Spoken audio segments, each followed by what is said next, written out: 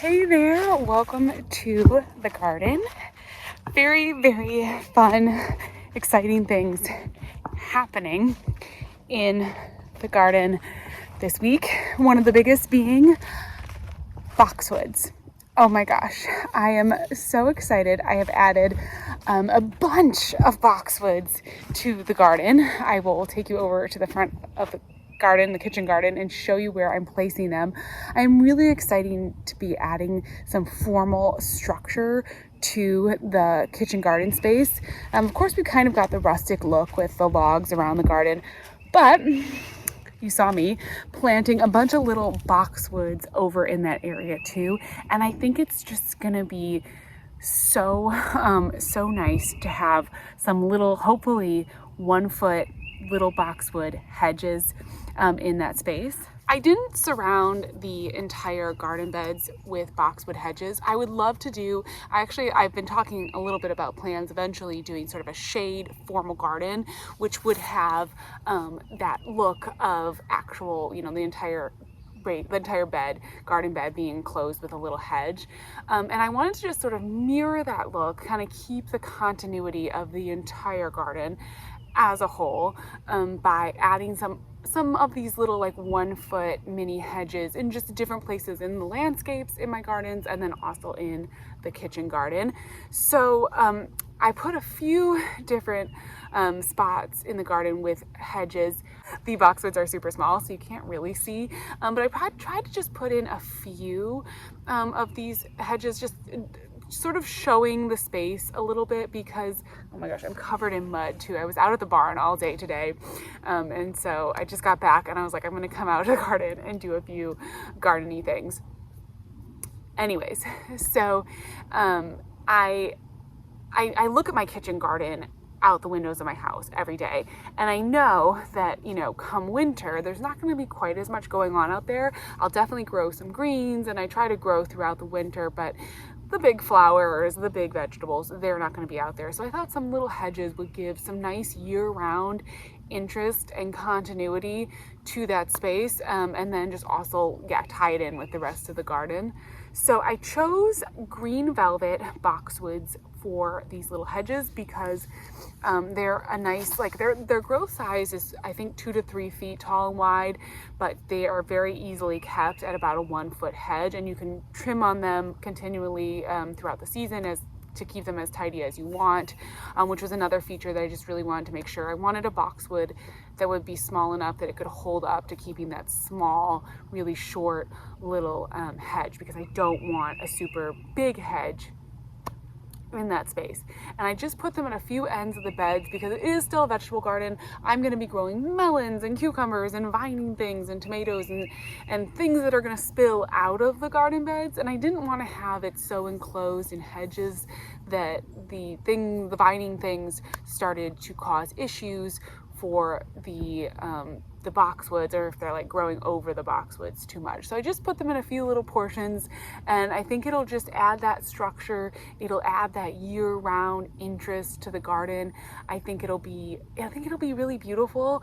Right now they're super small, so I ended up ordering a bunch of little bare root boxwood plugs. So they are tiny. We'll go look at them, but right now I'm coming out to grab one because I ended up getting a few extra boxwood plugs. And these little plugs, I ended up just hilling up in this raised bed. I kind of have this extra raised bed here that I'm not doing anything with.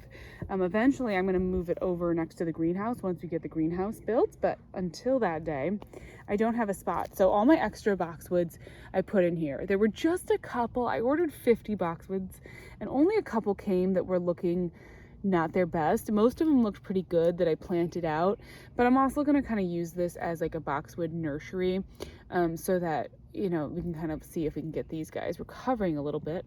But this one looks really nice, and we're going to take it back out. Here's the little bare root plant, because in addition to having the boxwoods on the hedges, I have already started adding some boxwoods in containers to different places in the garden, again helping with the kind of the continuity of the garden as a whole. And so I have this little pot here, and I thought this would be perfect we'll just place this boxwood, just gonna nestle it down in there, make sure not to bury it too deep so that the soil isn't going over the stem. And we're just gonna put this little boxwood in here and let it grow. This is gonna go on the table in the kitchen garden and just be a fun little like topiary. Eventually it'll get, be a little round ball. And then just hopefully they'll be in every place in the garden. We've got that. I've got a few wintergreen boxwoods, one in a container out here in the pumpkin patch where I'm at right now. And then I've got a couple in ground in some other places. That's what the two that are in ground in the kitchen garden already. Those are wintergreen boxwoods. And then I'm adding in some green mountain boxwoods in a couple places. I'm gonna have a couple of those in some containers. And then we're gonna have the green velvet as the little hedges. So we're gonna have a kind of mix of different boxwoods. But I think it's just gonna be so fun because it just adds such structure. I'm out here in the pumpkin patch to get that plug. You can see I've got the wintergreen boxwood right here in a container, which there's big cobweb on it, but it just adds a little bit of structure to the whole space and just some formality and definition. We have so much woods. It's such like a wild gardening area that this just, I think, adds a little bit. And I might go ahead and stick some of those plugs in the container. Actually, why don't I go ahead and do that? Let's grab this other plug that's looking really good. I buried it a little too deep. Anyway, so good thing I got it out of here. Let's go put it in the container. I'm gonna kind of start a collection of these little boxwoods. You have to kind of be up for the task of maintaining the pruning. I really like pruning. I don't mind doing that. Put this little guy in here. And I just think it'll be cute to have some little containers, have the different boxwoods in different parts of the garden, and be able to really, I don't know, just have some little evergreen fun. And boy, we are dealing with deer pressure in these gardens. There it is. Okay. It doesn't look like much right now, but when it's a little cone or a little ball and I've trimmed it up, it'll be great. And look how pretty the flowers are. Look at these bidens, while we're out here. Might as well look at the bidens. So pretty.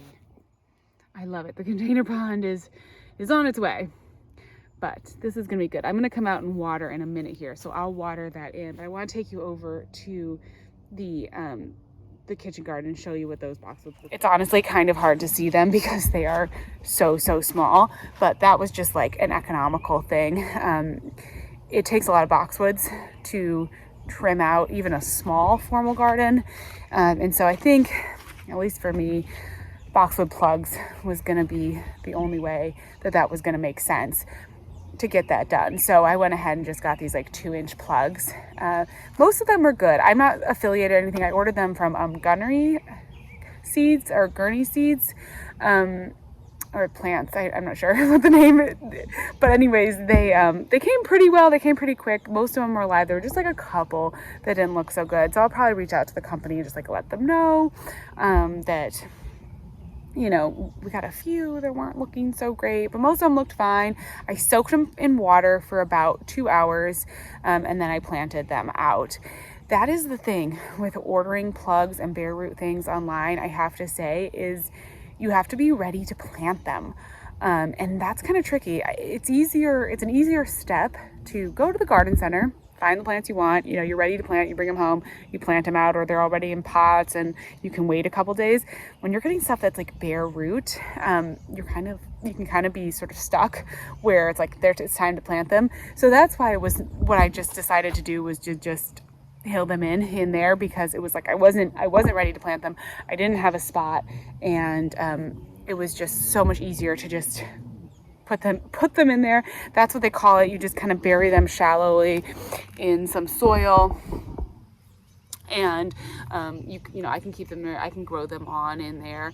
Obviously, they're going to establish their root systems in that soil, and so when I'm transplanting them, I'm gonna have to be ready to, you know, take care of them and keep watering them really regularly, transplanting them, and everything. But that's like a good quick solution. But it is a little bit like, the plants came in the mail, it was a hot day, and I had to run outside, get them out of the packaging. You know, I didn't want them sitting on the driveway and getting too hot, and luckily I was home when they arrived, so that was good. But if you're ordering plants in the summer, that's another thing to think about too, because it can get really hot in a cardboard box, even for a couple hours if you're not home when your plants arrive.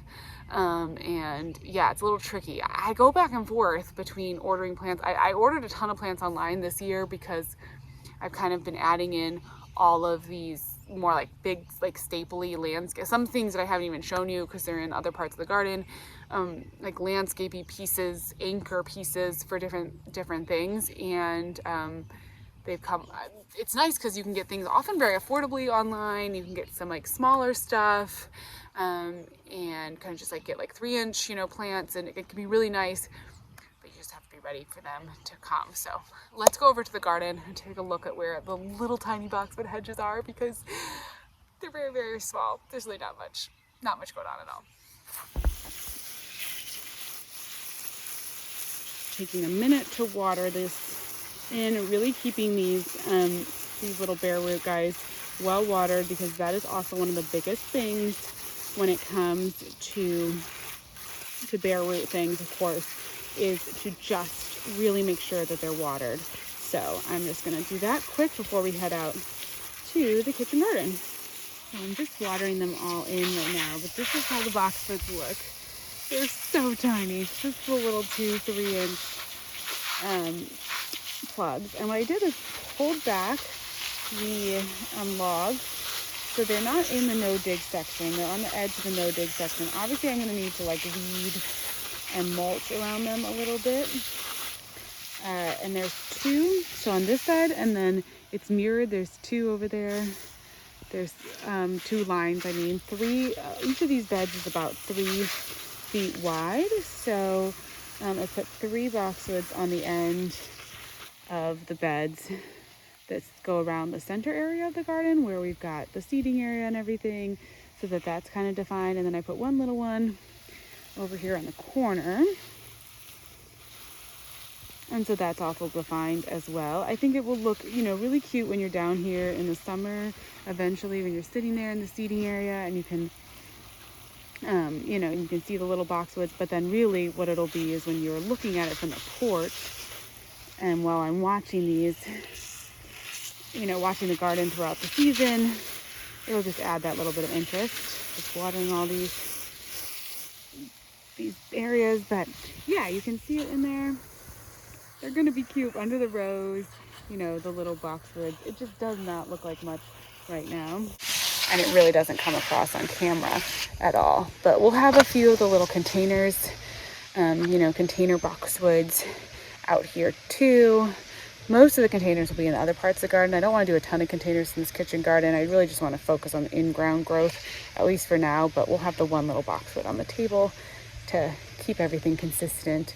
And yeah, I've just got to really water them. They look a little bit like, some of them are kind of yellowing a little bit. They might be a little stressed. This is a really hot, sunny space out here. And the nice thing about boxwoods is they can grow sun to shade. So you really have a lot of flexibility, and as the other plants that are out here grow up, they'll get more shade throughout the season. So it'll be good that they don't mind having a little bit of shade. But for this next, you know, month or 2 until this garden really takes off, I am going to have to be really mindful that they're not getting, you know, stressed from the transplant. But it's so exciting. I think it's going to be so cute. And it got me excited for a future doing like a real formal garden. I really want to do that. I'm just saving that project because I know it's a big project, and I got to get these other gardens up and running. But that's going to be one of in the next couple years, that's going to be one that I'm most excited to get started. So anyways, that is a big update right now. The boxwoods are in the kitchen garden, and I could not be happier. So anyways, thank you so much for watching, and we'll talk again soon. Hey there, it is evening out here in the garden. It probably looks, oh my gosh, my hair is a little crazy. It looks lighter out than it is. It's actually pretty dark out. and we actually have a storm, more rain coming, I think, which I'm grateful for, because the boxwoods are looking a little stressed. I did just plant them right out, like the second day I got them. And I don't know if maybe they hadn't been in quite as hot and sunny a location as we have out here in the kitchen garden. It's pretty full sun. It's pretty to the max full sun. But I just got done, my cupboard, I just got done cleaning out the rabbit hutch. And so I've got a bunch of shavings and droppings and all of that. And every, few days when I clean it out, it's like, who's gonna get a little mulch? And I think it's gonna be the boxwoods today. I think I'm just gonna mulch around them. I haven't really even weeded around them. Decided to plant all of them, as you saw, over here on the side of all the beds. And I probably should come in and do like some more serious sort of weeding around them. But I'm also just gonna come in, I think, and just mulch it up a little bit. That'll help retain a little bit moisture, if nothing else. And then of course they'll get the fertilizer from the rabbit bedding and everything. And I'll try to take some of the weeds out, but it's not really going to be perfect. But as you can see, yeah, some of them just look a little bit like they're just having a hard time. It's quite a lot to be transplanted this time of year. You'd think May would be totally still fine to be doing stuff like this, but I don't know, it has been pretty hot. But we've got a cool next week is going to be pretty cool, and we've got a couple days of rain, I think, coming this week. Everywhere that I have mulched with the rabbit bedding seems to be looking like greener and fresher and a little bit better in the garden. So I really have to got to keep feeding the rabbits, and I'll keep getting more bedding. So I'm just gonna have to be strategic about where I put the different bedding, but I think this is gonna be good for now. So I'm just gonna get that going out here, just try to get some of this bedding down.